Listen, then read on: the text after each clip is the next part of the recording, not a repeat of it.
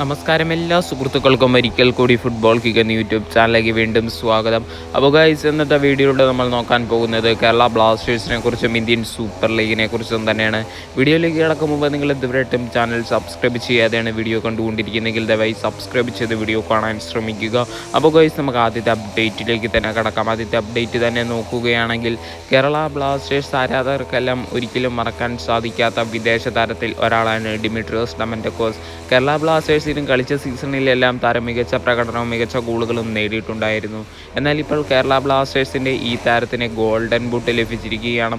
എന്നാൽ താരം നാട്ടിലില്ലാത്തത് കൊണ്ട് തന്നെ കേരള ബ്ലാസ്റ്റേഴ്സിൻ്റെ മറ്റൊരു ഇന്ത്യൻ താരമായ പ്രീതം കോട്ടാലായിരുന്നു ഗോൾഡൻ ബൂട്ട് ഏറ്റുവാങ്ങുന്നത് നമുക്ക് കാണാൻ സാധിച്ചത്.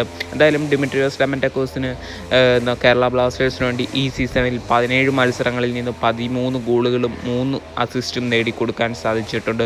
24 ചാൻസസും ക്രിയേറ്റ് താരം ചെയ്തിട്ടുണ്ട്. എന്തായാലും മികച്ച രീതിയിൽ കളിക്കുന്ന ഈ താരത്തിനെ കേരള ബ്ലാസ്റ്റേഴ്സിന് ഈ സീസണിൽ നിലനിർത്തുമോ എന്നാണ് ആരാധകരുടെ ചോദ്യം. എന്തായാലും എന്ത് വിലയും കൊടുത്ത് ഈ താരത്തിന് കേരള ബ്ലാസ്റ്റേഴ്സ് നിലനിർത്തണം. കാരണം ഒരിക്കലും കേരള ബ്ലാസ്റ്റേഴ്സിൻ്റെ സ്ട്രൈക്കർ ഇതുപോലെ മികച്ച രീതിയിൽ വിദേശ താരം കളിച്ചതായിട്ട് ഞാൻ കണ്ടിട്ടില്ല മുൻപ്. എന്തായാലും ബർത്തലോമിയോ ഓഗ്ബച്ച കളിച്ചിട്ടുണ്ടായിരിക്കണം, എങ്കിലും അതിലും മികച്ച രീതിയിലാണ് ഇപ്പോൾ ഡിമിട്രിയോസ് ഡമന്റക്കോസ് കളിച്ചുകൊണ്ടിരിക്കുന്നത് ബ്ലാസ്റ്റേഴ്സിന് വേണ്ടി. അതുകൊണ്ട് തന്നെ ഈ താരത്തിനെ വിട്ടു നൽകിയാൽ ബ്ലാസ്റ്റേഴ്സിന് അതൊരു വമ്പൻ നഷ്ടമാകുമെന്ന് തന്നെ നമുക്കെടുത്ത് പറയേണ്ടി വരും.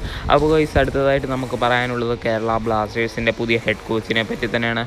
ഓരോ ദിവസം കൂടുന്തോറും കേരള ബ്ലാസ്റ്റേഴ്സിൻ്റെ കോച്ച് ഐ എസ് എൽ നിന്നാണെന്നും അതേപോലെ തന്നെ ISL-ൽ നിന്നല്ലെന്നൊക്കെ നമ്മൾ പല റൂമറുകൾ കേൾക്കുന്നുണ്ട്. എന്നാൽ ഇപ്പോൾ ഏറ്റവും ലേറ്റസ്റ്റായിട്ട് കിട്ടിയ അപ്ഡേറ്റ് നോക്കുകയാണെങ്കിൽ മുൻപ് എന്തായാലും ദെസ് ബെക്കാം എന്ന് പറയുന്ന മുംബൈ സിറ്റി FC-യുടെ ടീമിനെയെല്ലാം പരിശീലിപ്പിച്ച കോച്ചാണ് ദെസ് ബെക്കാം. മികച്ച രീതിയിൽ കളിപ്പിച്ച് ഗോളുകൾ നേടിക്കൊടുപ്പിക്കാനും എല്ലാം സാധിക്കുന്ന ഒരു ഹെഡ് കോച്ചാണ് ദെസ് ബെക്കാം. എന്തായാലും ദെസ് ബെക്കാം ഇനി കേരള ബ്ലാസ്റ്റേഴ്സിൻ്റെ ഹെഡ് കോച്ചായിട്ട് സ്ഥാനം ഏൽക്കാൻ പോകുന്നുവെന്നാണ് നമുക്കറിയാൻ സാധിച്ചിരിക്കുന്നത്. ജസ്റ്റ് റൂമർ മാത്രമായിട്ട് നിങ്ങളിത് കണ്ടാൽ മതി.